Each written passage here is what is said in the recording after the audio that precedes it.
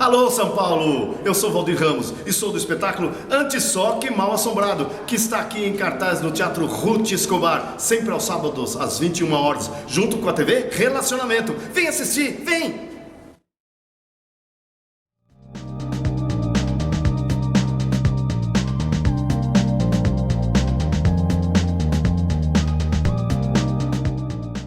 Olá, internautas! Iniciamos mais um programa Gestão Executiva. Hoje nós temos aí um mundo diferente que não vive sem tecnologia. E para isso nós convidamos então o diretor comercial de empresas de tecnologia, Ulisses Souza. Muito obrigado pela tua presença. Prazer, Kendi. Muito obrigado a todos também. Meu nome é Ulisses Souza, né? Estou como diretor comercial da Hypesoft, né? É uma empresa de soluções de tecnologia global. Nós atendemos hoje o mercado brasileiro e o mercado europeu, por intermédio de Portugal. Nós somos uma empresa que oferece outsourcing, né, de profissionais de TI, e a gente também tem aí uma software house, né? A empresa é uma empresa jovem, né, uma empresa que a gente está contabilizando aí agora perto de novembro, algo em torno de 2 anos, mas se notabilizou muito no mercado brasileiro, né, como software house a partir do ano passado, né, onde nós tivemos um projeto bem grande, que foi um projeto de uma trade financeira, aonde entregamos, né, um sistema mobile, né, e a gente acabou por esse tipo de projeto, né, se notabilizando por ser uma empresa muito customizada à necessidade do cliente. Ok. A gente não se coloca como uma empresa onde tem uma esteira de produção. A gente entende a dor, faz o diagnóstico do cliente e em cima desse diagnóstico a gente faz uma entrega mais customizada. Ok. Ulisses, o que você falou é muito bom, porque normalmente assim, quando a empresa pede uma consultoria, ou muitas vezes assim, ele tem uma série de problemas, mas estão mascarados lá dentro. Então precisa alguém fazer um diagnóstico. Agora, o ideal é acertar o diagnóstico. Tá? Igual o médico. O médico, quando acerta o diagnóstico, tudo flui. Agora, também se a empresa não dá todas as informações, né, fica segurando as coisas, o trabalho fica um pouco mais difícil. Sim, né? sim. Então, nesse caso aí, vocês acertaram o diagnóstico e tudo fluiu, né? Customizado. Hoje a gente consegue fazer essa identificação, a gente tem uma equipe composta de profissionais técnicos e esses profissionais hoje fazem, obviamente, o levantamento de requisitos, né, do cliente, e a gente procura, de fato, entender a dor, apresentar as soluções, né, que essas soluções são as mais viáveis, né, dentro de um orçamento também estimado por esse cliente, e a gente faz essa apresentação das soluções e na decorrência, obviamente, de uma opção que ele venha a ter, nós trabalhamos em cima do software. Tá? Concomitante a isso, a gente tem também essa operação, como eu te comentei, do outsourcing de TI, que é uma operação interessante não só para o Brasil, onde a gente tem aí uma gama de oportunidades nas áreas das fintechs, imobiliárias, bancárias, segmentos de saúde, porque hoje as TIs elas estão muito sobrecarregadas.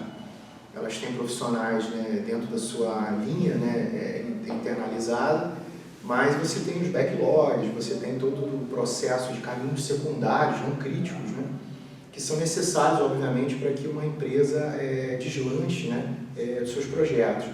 Então, vou dar um exemplo, por exemplo, um banco, né, onde ele tem um caminho crítico ali de cibersegurança, de antifraude, né, de projetos para manutenção de toda a sua rede infra, né, quando vem um comercial desse banco que pede ao TI um tipo de ferramenta, um software que possa fazer um auxílio naquela determinada área, é difícil você tirar profissionais que estão, obviamente, empenhados, né, em todos esses nichos que eu comentei. E aí uma firma de outsourcing, uma consultoria, perdão, ela consegue te entregar esses profissionais, né, nessa linguagem, na ferramenta que eles necessitam, para que atenda o comercial de forma pontual. A gente chama isso de squad, né? Essa squad hoje atende a essa necessidade, essa demanda, e você tem aí uma satisfação do cliente, né?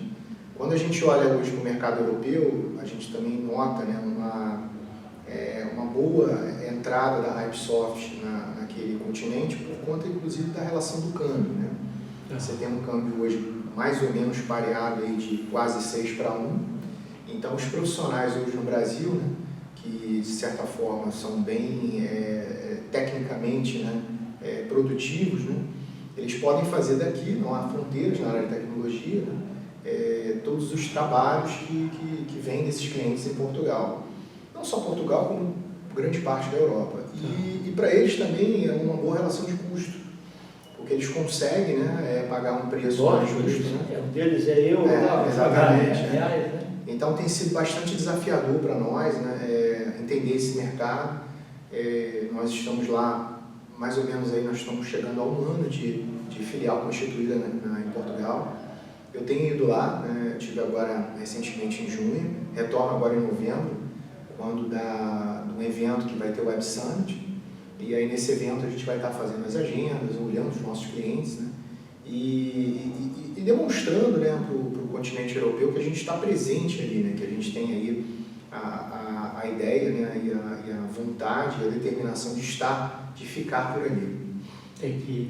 Ulisses, na parte de você fazer lá a segmentação dos profissionais para o outsourcing, então você tem o pessoal do Helpdesk, que tem aqueles requisitos mínimos, né, para cada tipo de função, você tem aqueles que tem que falar inglês, né, alguma coisa, e também com softwares variados também, né? É difícil manter esse banco de dados, né? A gente tem uma... Os bons são sempre realocados rapidamente, né? A gente chama, inclusive, esses profissionais de mosca branca, né? São difíceis a gente achar no mercado. De fato, Kendi, é um exercício muito grande diário, né? A gente hoje conta aí com uma equipe que nos atende, né, na área de RH, e não só RH, mas também com a cabeça, com mindset esforçado para essa área tech, né? Então, eles têm que olhar realmente aquele profissional não pela senioridade dele, mas pela experiência que ele tem em projetos. Não basta só ele dizer, eu sou um desenvolvedor sênior, né, em Java. A gente tem que entender quais os projetos em Java que ele entregou, quais foram as métricas, as soluções, né?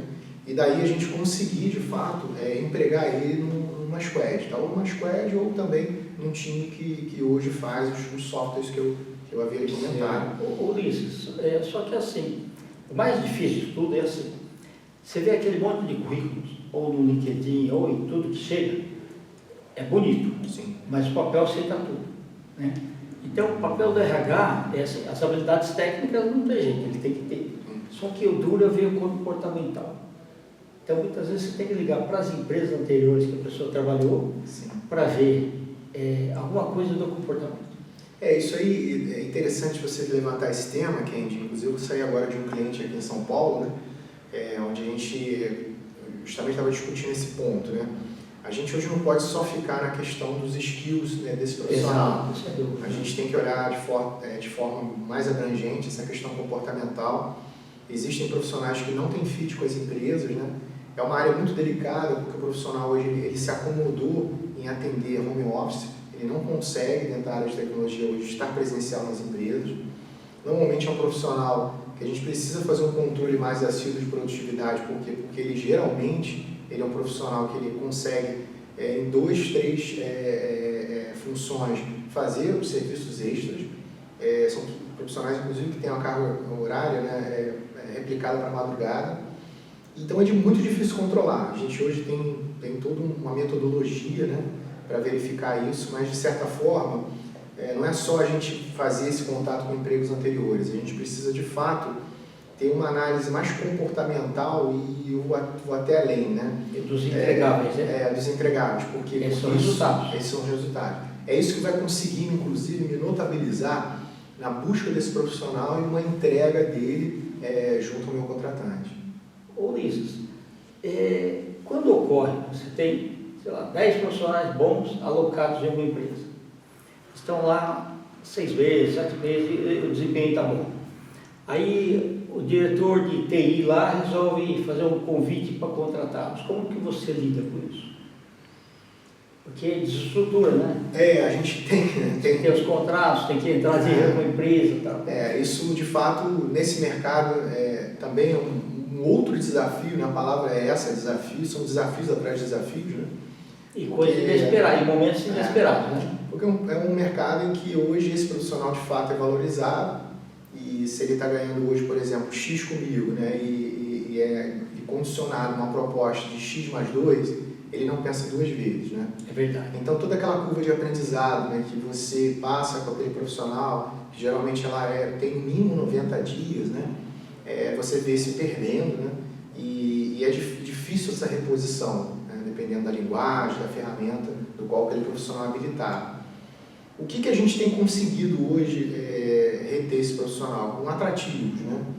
A gente hoje entrega alguns atrativos que a gente entende que são um apoio psicológico, uma plataforma de psicologia, às vezes um benefício no aniversário dele, alguma coisa que o faça ter a noção de que ele faz parte, ele se sente pertencido daquele projeto. Deixar mais humanizado, né? Exatamente, que é difícil, que é uma área muito exata, né?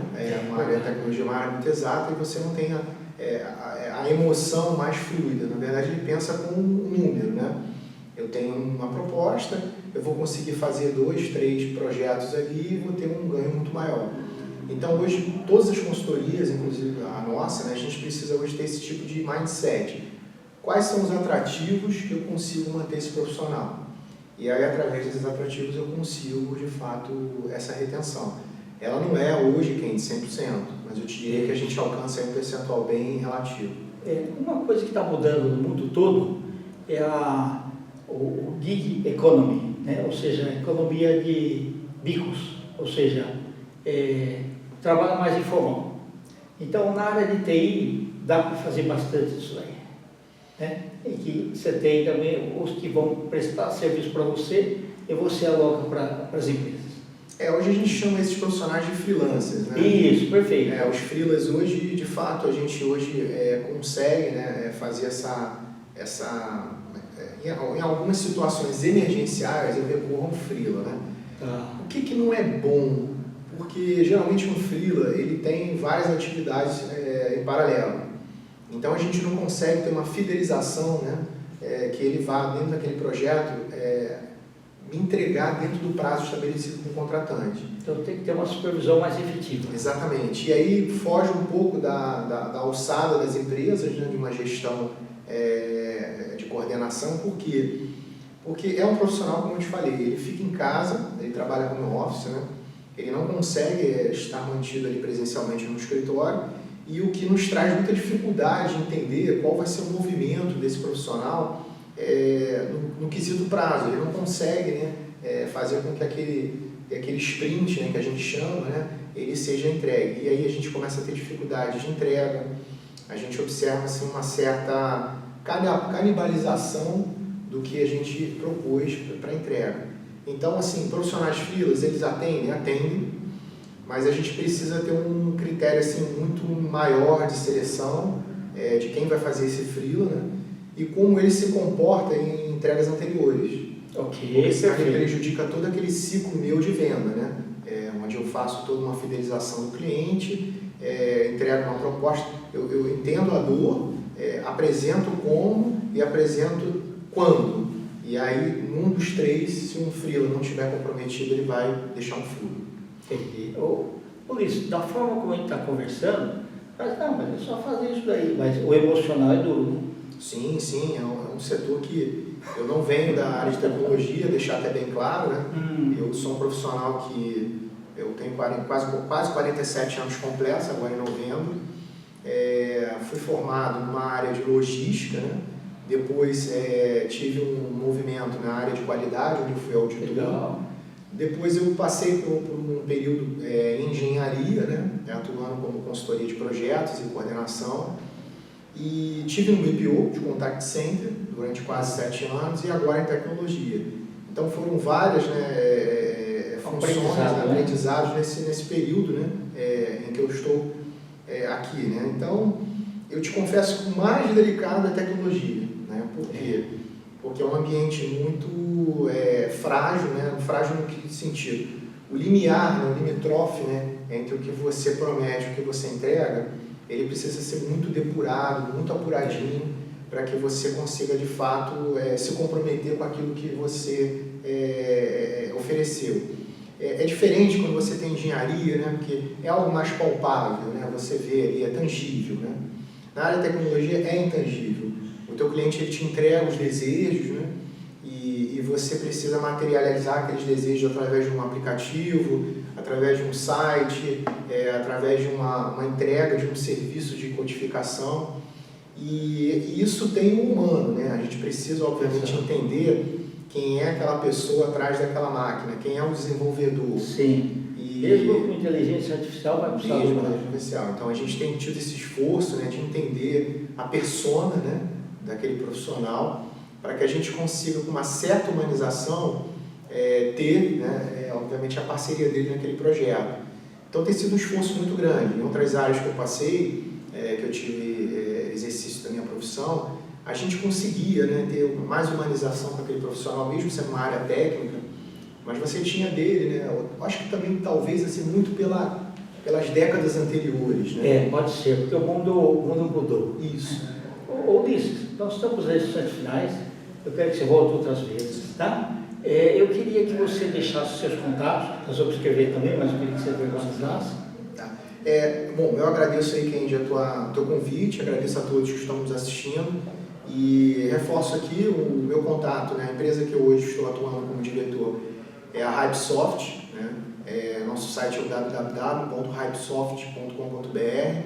O meu telefone de contato é o 11 DDD 91 654 1691. Estamos à disposição, estamos no LinkedIn também para qualquer chamada e contem conosco aí nos desafios dos seus próximos projetos. Obrigado.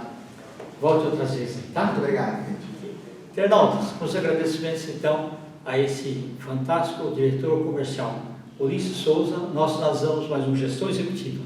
Grande abraço e até a próxima.